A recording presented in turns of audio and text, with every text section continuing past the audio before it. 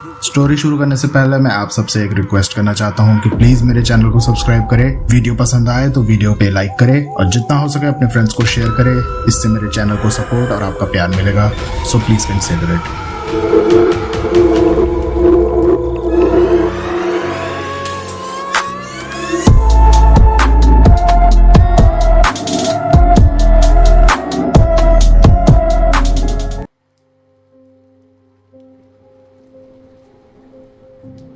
रात के 11:45 हो रहे थे।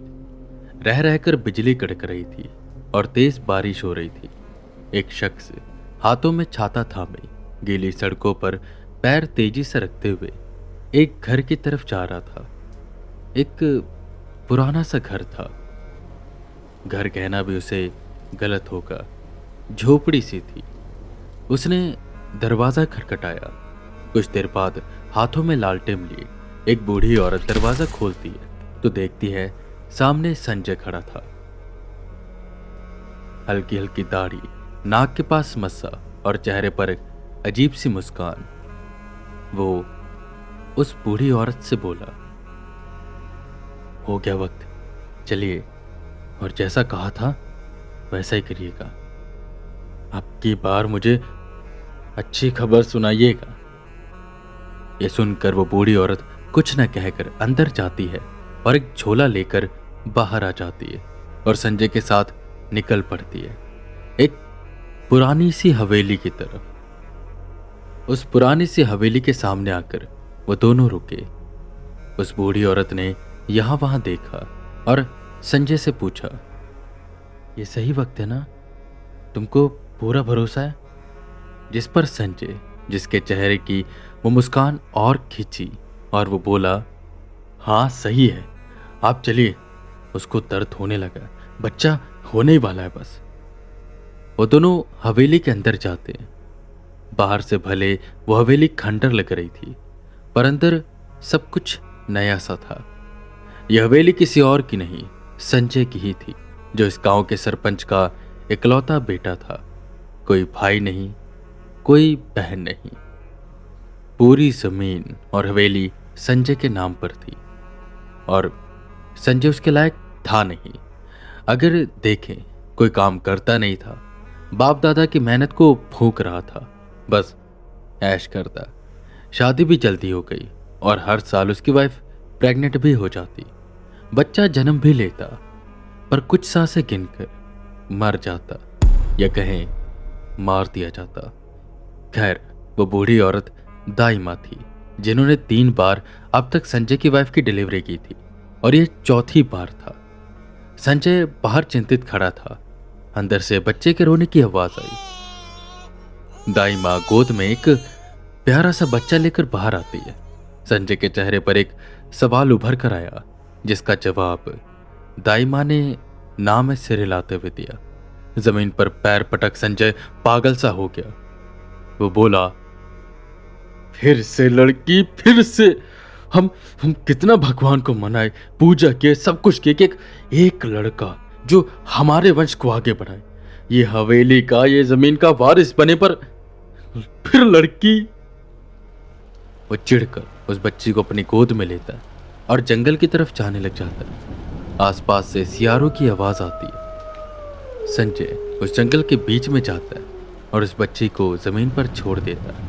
संजय के वहां से जाती आसपास से आती सियारों की आवाज उस बच्ची के और पास आती है और उसे वहां से ले जाती है।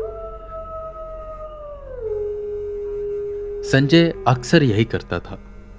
खुद तो वो नकारा था, कोई काम करता नहीं था, पर उसे लड़का चाहिए था जो उसके इस वंश को, उसके नाम को आगे बढ़ा सके।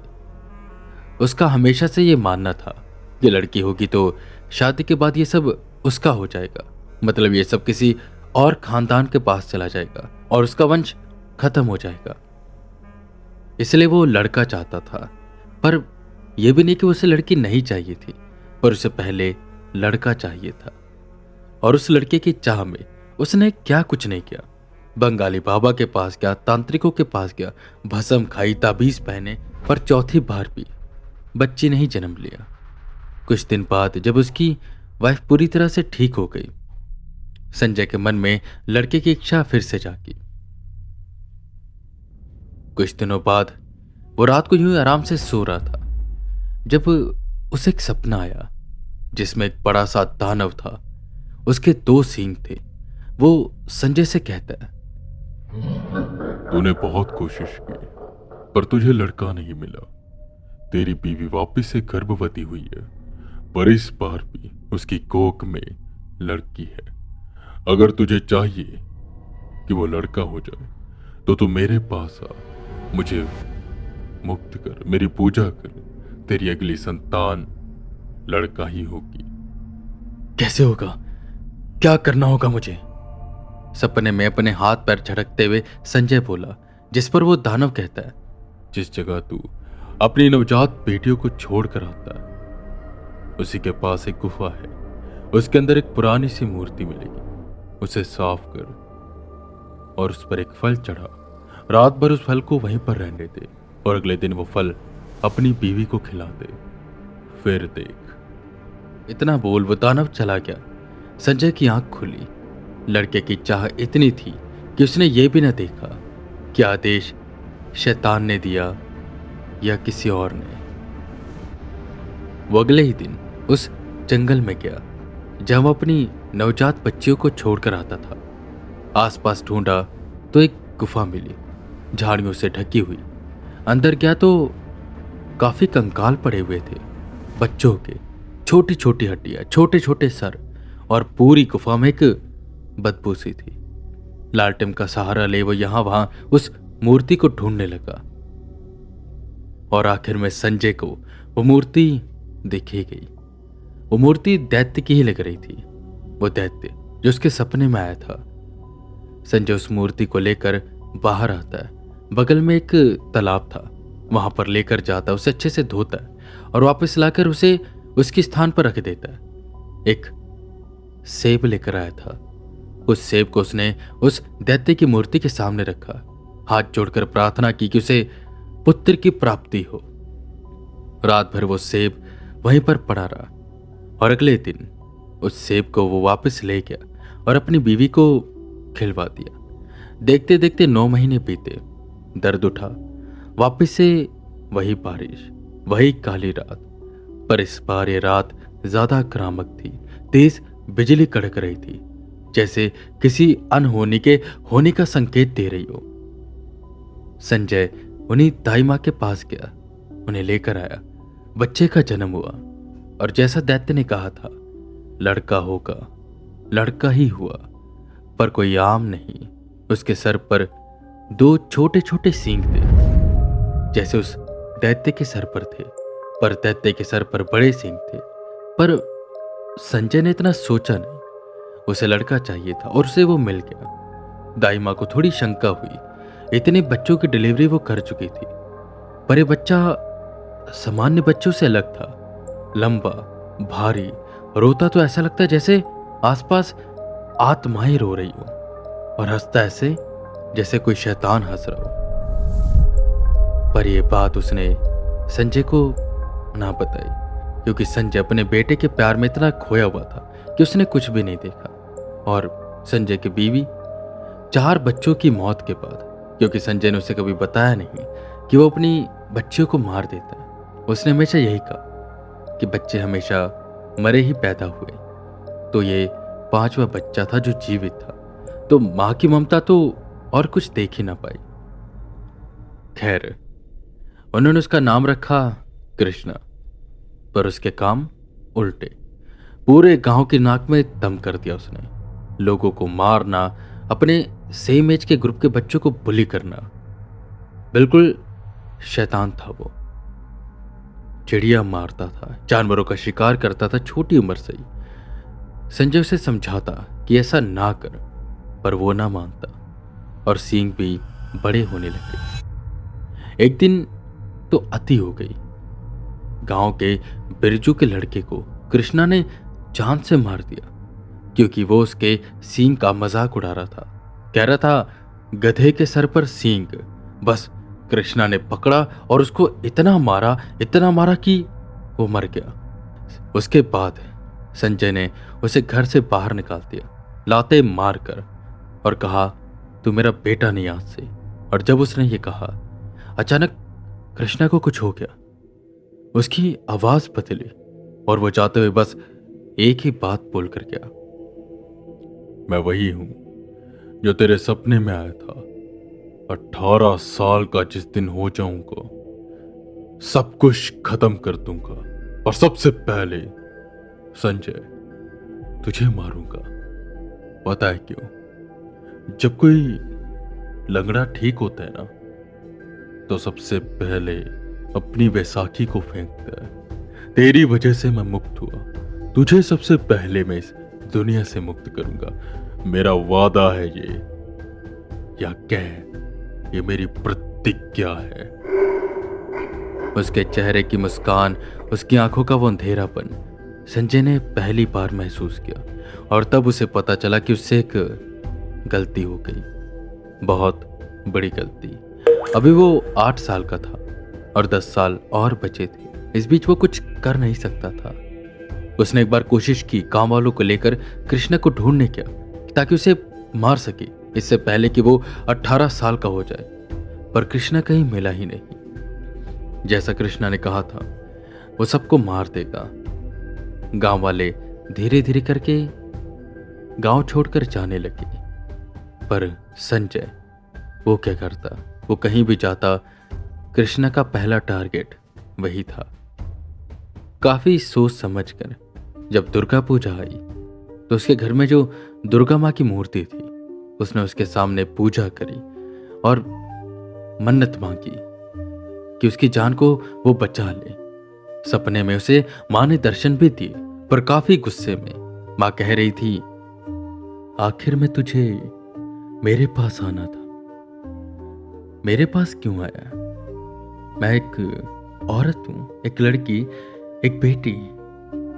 तुझे 4 पुत्री प्राप्त हुई। तूने उन्हें अपने हाथों से उस जंगल में छोड़ा जिन्हें उन सियारों ने नोच नोच कर खाया।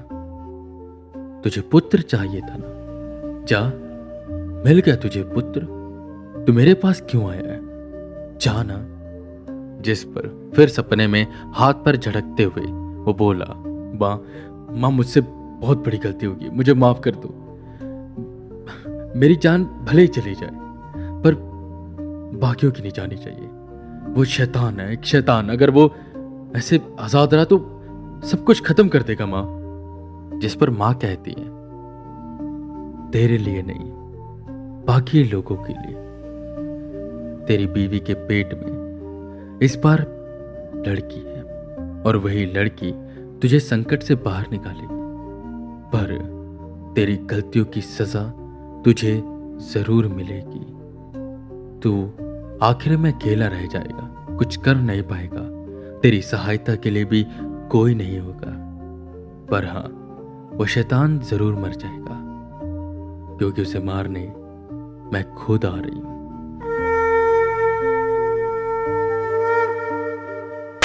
इतना बोल एक थप्पड़ पड़ा संजय के गाल पर और संजय झटके से उठा। उसकी आंखों में आंसू थे और पछतावा। अपनी बीवी के हाथ को पकड़ वो रोने लगा और अपने किए की गलती मानने लगा। अब तक वो दाइमा मर चुकी थी। वक्त बीतते बीतते 9 महीने हो गए। किसी और दाइमा को लाकर उसने डिलीवरी करवाई। चिंतित तो था। बच्चे की आवाज आई और ये पहली बार था जब संजय चाहता था कि उसे बेटी हो। ये आवाज काश उसकी बच्ची की हो। वक्त किस कदर पलटा। एक वक्त पर उसे लड़का चाहिए था, पर अब लड़की। खैर, लड़की ही हुई। वो बहुत खुश हुआ। उसने अपनी बच्ची को रोते हुए गले लगाया और बिना देरी किए भागता उस जंगल में गया जहां पर अपनी बेटी को वो छोड़कर आता था। वो अपनी बेटी को वहां पर छोड़ने नहीं गया था, बल्कि एक चेतावनी देने गया था। चेतावनी कृष्णा को। वो बोला, मेरी भूल थी कि मैंने तुझ जैसे शैतान को इस दुनिया में आने दिया। तुझे पुत्र समझा, पर तू राक्षस निकला। मेरा अंत करेगा, सबका अंत करेगा। मेरी ये बेटी तेरा अंत करेगी, ये मेरा वचन है। क्या बोला था उस दिन? प्रतिज्ञा। मेरी भी एक आखिरी प्रतिज्ञा है कि तू मरेगा और मेरी इस बेटी के हाथों ही मरेगा। इतना बोल संजय वहां से चला गया और उसी गुफा में बैठा किसी और के बच्चे को खाता। वो शैतान हंसा और बोला, एक लड़की मेरा क्या बिगाड़ेगी, उसे तो उठाकर मैं वैसे ही पटक दूंगा। बस 8 साल और फिर मैं बताऊंगा कि मैं कौन हूं। संजय ने वहां बेटी छोड़कर जाना तो खत्म कर दिया था, पर गांव के बचे कुचे लोग अभी भी यही कर रहे थे। खैर, वक्त बीतता गया। बेटी का नाम उन्होंने दुर्गा ही रखा और उसे खूब प्यार किया। दुर्गा भी अपने मम्मी पापा को खूब मानती थी, पर उसकी कोई दिव्य शक्तियां किसी को कभी दिखाई नहीं दी, न संजय को कभी महसूस हुई। पर उसे मां पर यकीन था, दुर्गा मां। देखते ही देखते दुर्गा 10 साल की हो गई और वहीं दूसरी तरफ बस 18 साल का होने वाला था। 2 महीने बचे थे और अब संजय को सपने आने लगे उसके, जहां पर वो कहता कि वो उसे मारने आ रहा है। काली अंधेरी रात आई, एक तेज बारिश, बिजली कड़क रही थी, ठीक वैसे जैसे आज से 18 साल पहले कड़क रही थी जब उस शैतान ने जन्म लिया था। संजय ने वक्त देखा, 12 बज चुके थे। वो अपने दरवाजे के पास आकर खड़ा हो गया और मन ही मन बोला, 12:15 पर तेरा जन्म हुआ था, यानी कि बस 15 मिनट और वो आने वाला था। वक्त हुआ, तेज बिजली कड़की, ऐसा लगने लगा जंगल से भागते हुए कोई आ रहा है। हवा की रफ्तार से कोई इस हवेली में घुसा और द्वार पर खड़े संजय के पेट पर लात मारी।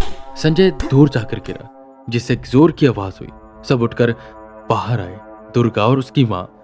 तब दुर्गा ने पहली बार अपने बड़े भाई को देखा, जिसके बड़े बड़े सींग थे, खून से मुंह रंगा हुआ था और चाल में एक अकड़न। हंसते हंसते वो दुर्गा की ओर देखता है और कहता है, अच्छा, तू करेगी मेरा अंत, तू? बस इतना बोल उसने दुर्गा की चोटी पकड़ी और उसे दूर फेंका। संजय अपनी बेटी को बचाने आता है जब कृष्णा संजय के हाथों को तोड़ देता है, लात को तोड़ देता है। संजय अब ना तो चलने लायक रहा और ना वो अपने हाथों का इस्तेमाल कर सकता था। वो बस बेजान जमीन पर पड़ा हुआ था और उस पर कृष्णा बार बार लात मार रहा था। संजय की बीवी ये देखकर बेहोश हो गई, पर दुर्गा ने हिम्मत जुटाई और वो भागकर अपने पिता को बचाने आई। कृष्णा जोर जोर से हंसता है और कहता है, एक लड़की मुझे मारेगी, मुझे इसका हाथ तोड़ दिया, पैर तोड़ दूंगी, रोती रोती मां के पास जाएगी। इतना बोल उसने दुर्गा के हाथों को मरोड़ा, तोड़ दिया और फिर पैरों को तोड़ दिया और फिर गर्दन पकड़ी और एक ही झटके में गर्दन भी तोड़ दी और दूर फेंक दिया उसे। दुर्गा ना तो उठने लायक थी और ना ही सांस लेने लायक। दुर्गा मर चुकी थी। संजय को लगा था कि शायद मां ने आशीर्वाद दिया, पर शायद वो बस एक सपना ही था और ये संजय समझ ना पाया। संजय अपनी मौत को स्वीकार करता है। उसकी आंखों से आंसू रुक नहीं रहे थे। उस शैतान के हाथ में, उस कृष्णा के हाथ में, कई शैतान के हाथ में एक तलवार आई। वो संजय को मारने वाला था कि तभी एक उड़ती हुई तलवार आती है जो शैतान के हाथ को काट देती है। किसी को समझ नहीं आ रहा था कि यहां पर क्या हो रहा है कि अगले ही पल शैतान ने पीछे मुड़कर देखा। संजय ने भी देखा तो दर्शन किए मां के। मां एक शक्तिशाली देवी, उनके चेहरे का तेज और शांति दोनों एक साथ दिखाई देते हैं। मां के 10 हाथ हैं जिनमें अलग अलग शस्त्र हैं, त्रिशूल, तलवार, चक्र, धनुष और गदा। उनकी सवारी एक शेर है जिसकी आवाज उन दोनों को सुनाई दे रही थी और ये शेर प्रतीक है वीरता और शौर्य का। शैतान ने संजय की ओर देखा और फिर अपने सामने, तो दूर से चलकर वो शेर आ रहा था। वह शैतान दुर्गा मां की ओर बढ़ा तब तक उस शैतान का सर धड़ से अलग हो गया। वो दैत्य मारा गया। संजय मां का शुक्रिया तो करने ही वाला था कि तब एकदम से तेज रोशनी हुई और जब अगले पल उसने देखा तो वहां पर बस दुर्गा की लाश पड़ी थी। दुर्गा मर चुकी थी और जहां पर कृष्णा की लाश थी वहां पर अब कुछ भी नहीं बचा था, बस राख। मां ने अपना वादा पूरा किया और उसके बाद संजय बेसहारा रहा। ना तो वो चल सकता था, ना अपने हाथों का इस्तेमाल कर सकता था। जब तक उसकी बीवी जीवित रही उसने सेवा की, पर उसके बाद उसका कोई भी ना बचा और पूरी जिंदगी वो ये कोसता रहा कि उसने ये क्यों किया। आज अगर उसकी एक भी बेटी होती तो शायद उसकी सेवा करती। खैर, आई होप आपको आज की कहानी पसंद आई होगी एंड सो सॉरी कि इतना लेट हो गया। एक्चुअली पिछले वीक मुझे हाई फीवर हो गया था, वायरल चल रहा था, मौसम खराब चल रहा है, दैट्स व्हाई इतना डिले हो गया। और एक और चीज़ है, 30 अगस्त 2025 को 5 साल पूरे हो गए राइटिंग करते को मुझे और स्टोरी टेलिंग करते को। 5 साल पहले 30 अगस्त 2020 को मैंने मेरा पहला एपिसोड ड्रॉप किया था एंड काफ़ी चीज़ें मैंने सीखी, काफ़ी गलतियाँ की। गलतियाँ अभी भी चल रही हैं जिनसे सीख रहा हूँ, पर एक गलती है जिसकी सुधार काफ़ी जल्दी होने वाली है। इस वीक के एंड तक द कल्ट सीरीज ख़त्म हो जाएगी एंड उसके बाद बहुत सी चीज़ें जो आने वाली है, बहुत से चेंजेस है जो देखने को मिलेंगे एंड ये चेंजेस क्यों हैं इसके ऊपर मैं कभी डिटेल में बात करूंगा। पहले द कल्ट सीरीज को हम ख़त्म करते हैं विदाउट एनी वेट। आज या कल में ही द कल्ट का अगला एपिसोड ड्रॉप हो जाएगा। So sorry for all delay and thank you support करने के लिए। अगर आपको आज का एपिसोड पसंद आया प्लीज़ इस पॉडकास्ट को रेटिंग दें एंड यस फॉलो ज़रूर कर लें। मैं वीके रावत फिर मिलूंगा आपको अगले एपिसोड के साथ। तब तक के लिए बने रहे हमारे साथ और सुनते रहें हॉरर टेप।